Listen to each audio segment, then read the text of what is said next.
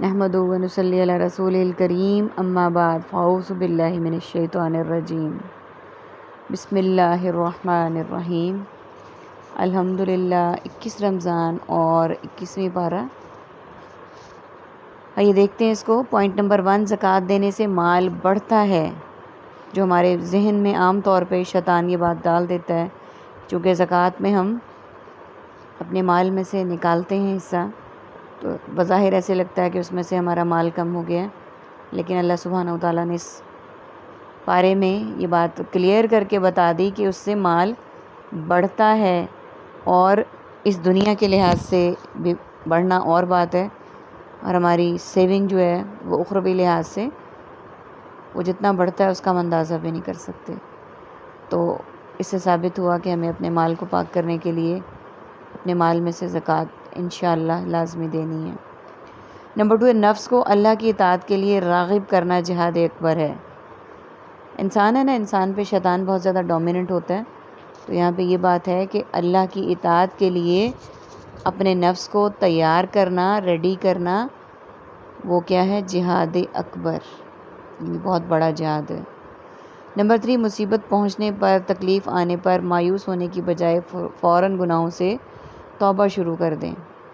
انسان ہے نا، بہت جلدی گھبرا جاتے ہیں، مایوسی کے کلمات کہنے شروع کر دیتے ہیں۔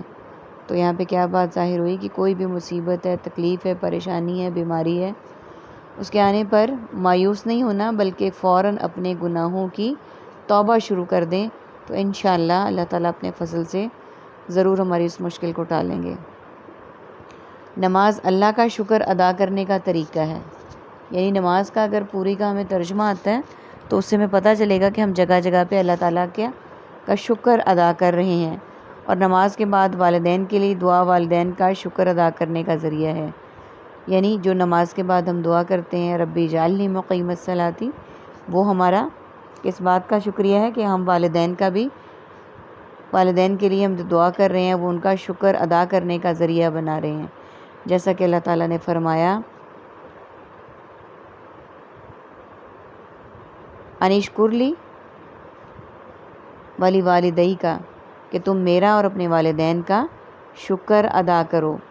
پوائنٹ نمبر 5، قرآن مجید کی کثرت کے ساتھ تلاوت انسان کی بصیرت میں اضافہ کرتی ہے، یعنی قرآن پاک کی جب ہم تلاوت کثرت سے کرتے ہیں تو قوت بینائی میں اللہ تعالیٰ بہت زیادہ اضافہ کرتے ہیں۔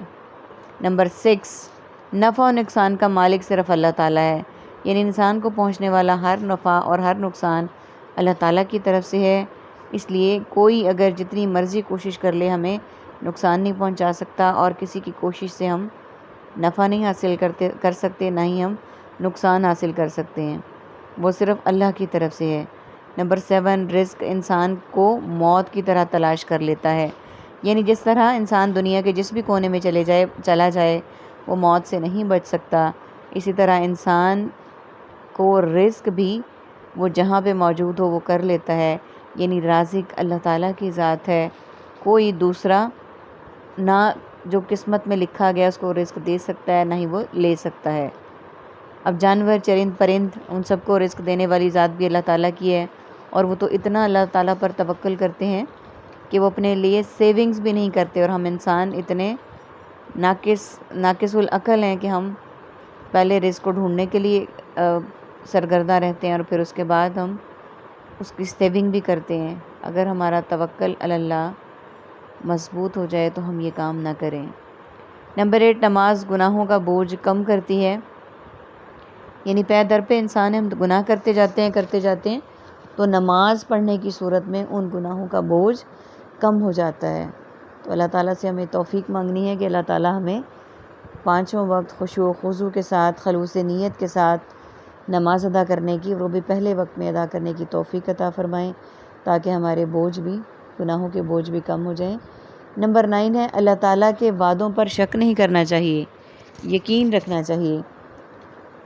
اللہ تعالیٰ نے جو انسانوں سے وعدے کیے بخشش کے، مغفرت کے، جنتوں کے، اس میں شک نہیں ہونا چاہیے، اللہ تعالیٰ پر یقین کامل ہونا چاہیے، کیونکہ وہ ایسی ذات ہے کہ جو اپنے کہے پہ قادر ہے، وہ جو کہے گا وہ انشاءاللہ وہ کریں گے، کمی صرف ہم میں ہے مانگنے میں.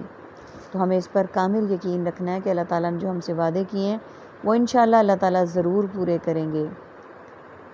انسان وعدہ خلافی کر سکتے ہیں، اللہ تعالیٰ کبھی بھی نہیں کر سکتے. نمبر 10، زکوٰۃ اس نیت سے بھی دینی چاہیے کہ اللہ کا دیدار نصیب ہو. سبحان اللہ. کہ زکوٰۃ، پہلے ہم نے باقی چیزیں پڑھیں کہ زکوٰۃ سے مال بڑھتا ہے، زکوٰۃ سے مال پاک ہوتا ہے، اور اب ایک اور پوائنٹ کا ہمیں پتہ چل گیا کہ زکوٰۃ اس نیت سے بھی دیں کہ ہمیں اللہ تعالیٰ کا دیدار نصیب ہو. اور جس کو اللہ کا دیدار نصیب ہو جائے گا تو وہ دنیا کا خوش قسمت ترین انسان ہوگا. اللہ تعالیٰ ہمیں بھی ان میں شامل کر دیں. آمین ثم آمین. پوائنٹ نمبر 11 ہے، بچوں کی تربیت میں والدین کو محبت کا اظہار کرنا چاہیے، اس کے بعد نصیحت کرنی چاہیے، پہلے اعتماد دینا چاہیے. یعنی بچوں کی تربیت میں پہلے محبت کے ساتھ بچے کو موٹیویٹ کریں، اپنے ساتھ اٹیچ کریں، اس کے بعد نصیحت کریں. یعنی اعتماد میں لینا ضروری ہے، اس سے بچہ موٹیویٹ ہوگا. ڈنکے کی چوٹ پہ یا ڈنڈے کے سر پہ ہم کبھی بھی کسی کو نہیں سکھا سکتے. نمبر 12، ہدایت پانے کے لیے جد و جہد ضروری ہے.